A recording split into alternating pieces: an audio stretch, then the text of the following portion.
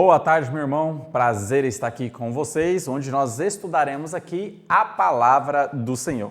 E a temática para esta tarde será: quando o líder erra. Quando o líder erra. Então vamos abordar sobre isso e o que a palavra de Deus tem a nos dizer.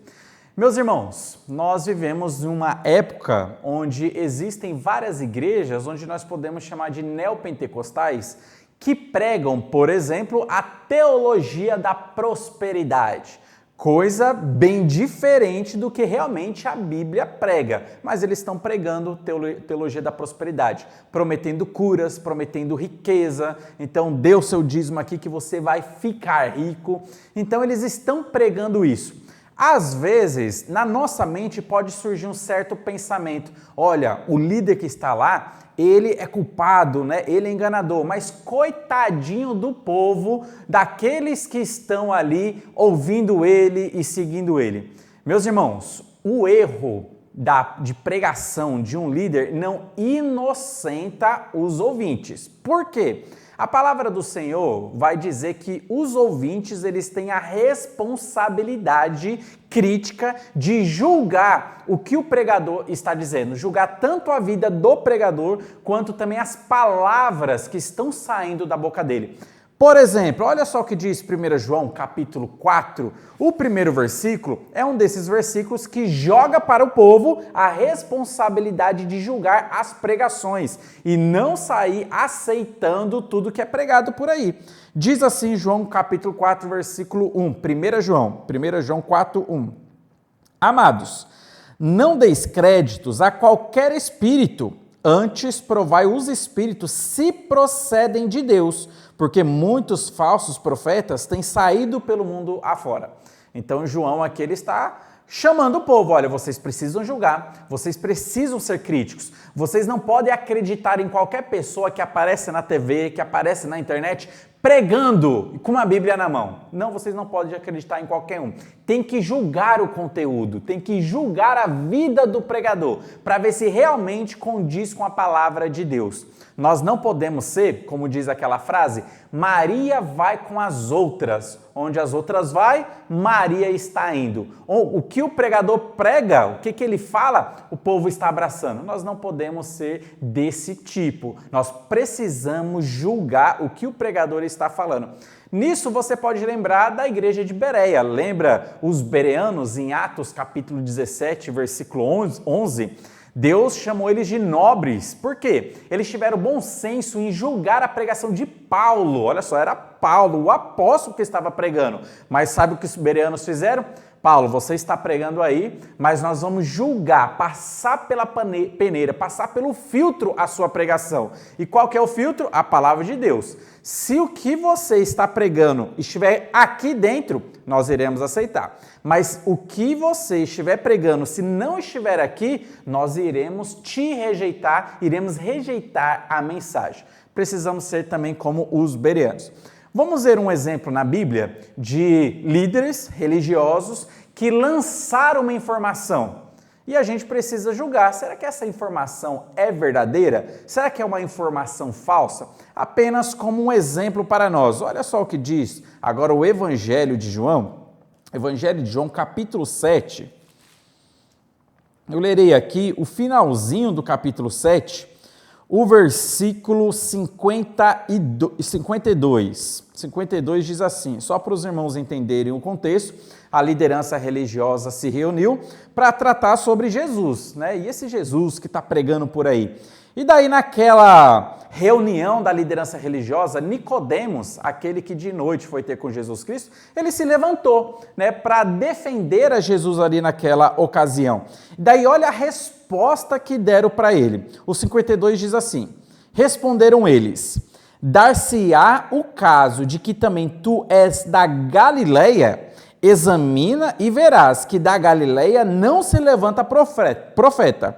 E o versículo 53 termina dizendo: e cada um foi para sua casa. Olha, meus irmãos, muitas vezes quando nós lemos a Bíblia, nós passamos direto e nem analisamos. Mas perceba bem, isso, o que a liderança religiosa disse, é verdade? o que eles disseram: da Galileia não se levanta profeta. Nisso eles estavam querendo dizer que Jesus não poderia ser um profeta de Deus, não poderia ser o Messias, porque Jesus era de Nazaré, era da Galileia, ele era conhecido dessa maneira. Então eles estavam querendo desqualificar Jesus por causa dessa informação, que da Galileia não se levanta profeta. Mas a pergunta que eu faço para você é: existe algum profeta da Galileia? Será que esses homens, líderes religiosos, que conheciam a lei, que conheciam o Antigo Testamento, será que essa informação que eles estavam jogando para o público é uma informação verdadeira ou é uma informação falsa? O que é que você diz? Você conhece algum profeta que surgiu da Galileia ou realmente eles estão certos? Nenhum profeta surgiu da Galileia. Deus não levantou ninguém da Galileia, somente da região da Judeia. Só a nata ali da Judeia, Deus levantava profetas.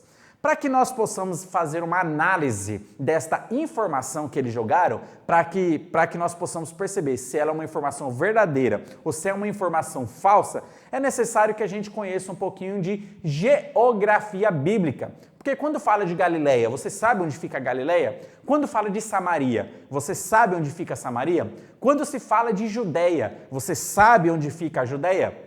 É interessante quando nós estudarmos a Bíblia com um mapa bíblico do lado, para que você possa analisar. Olha, Davi andou daqui até ali, e daí você vai lá no mapa, encontra as cidades a quais ele andou, qual o caminho que ele percorreu, e assim você vai tendo uma visão melhor do que as escrituras estão dizendo. Então, para isso eu trouxe aqui um pequeno mapa, e eu vou mostrar para vocês aqui, coisa rápida aqui nesse pequeno mapa, e aqui está o mapa de Israel nos tempos de Jesus Cristo. Então aqui você pode perceber, essa bolinha azul pequenininha aqui é o Mar da Galileia, daí tem um riozinho descendo por aqui, esse rio é chamado de Rio Jordão, e mais aqui embaixo nós temos o que é chamado de Mar Morto.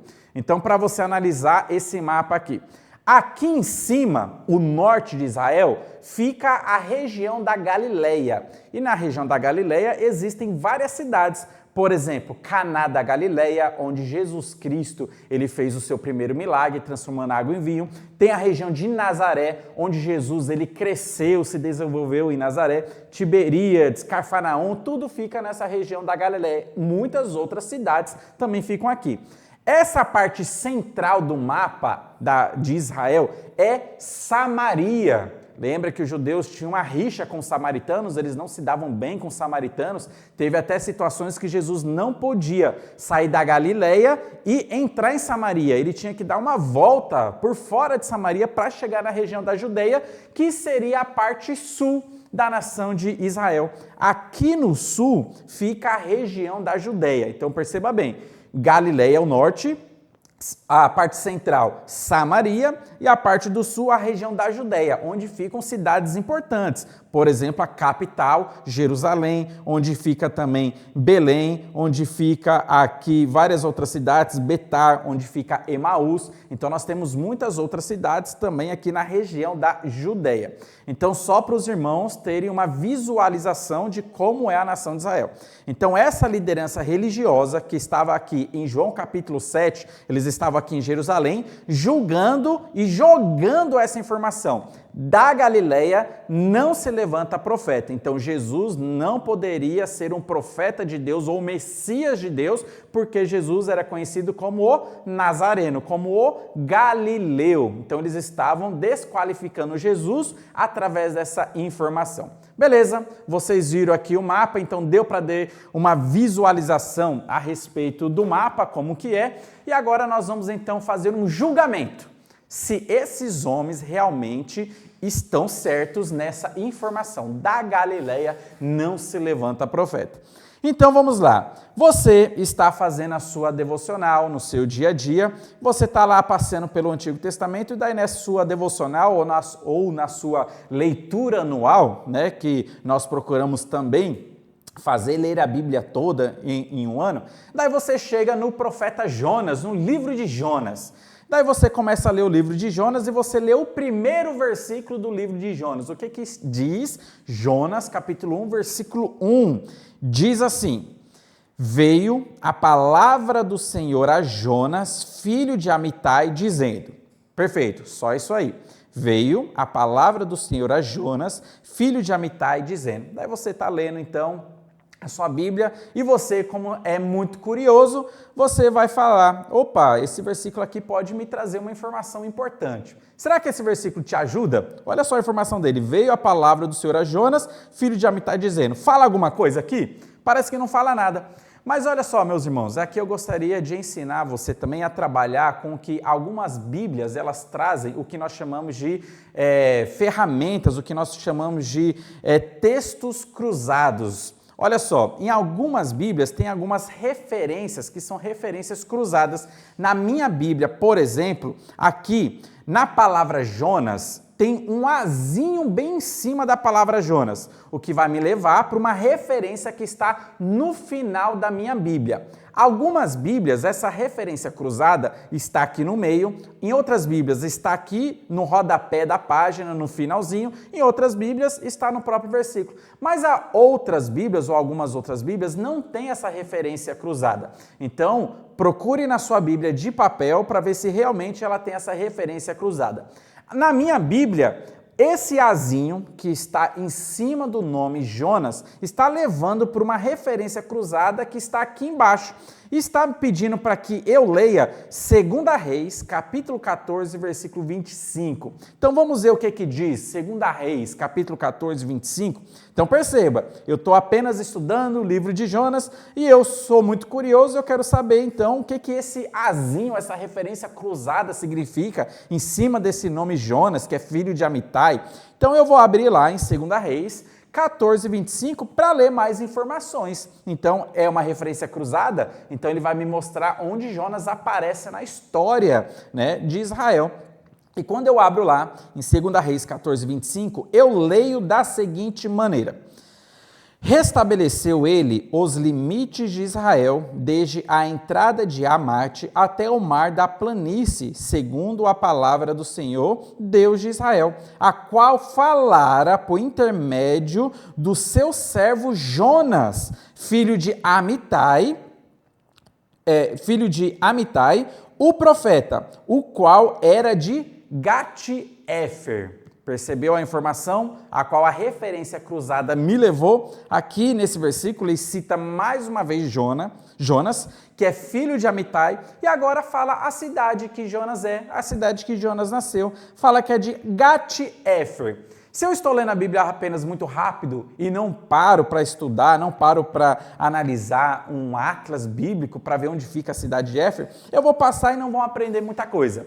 Mas, como você, estudante da Bíblia, é muito curioso, daí você vai falar, não, onde que fica Gat-Éfer? Né? Nunca vi esse nome, nem conheço essa cidade. Daí o que você vai fazer? Mais uma vez, você vai pegar um mapa bíblico. Por exemplo, eu vou pegar esse Atlas Histórico Geográfico da Bíblia e eu vou abrir ele e vou ver o mapa da nação de Israel.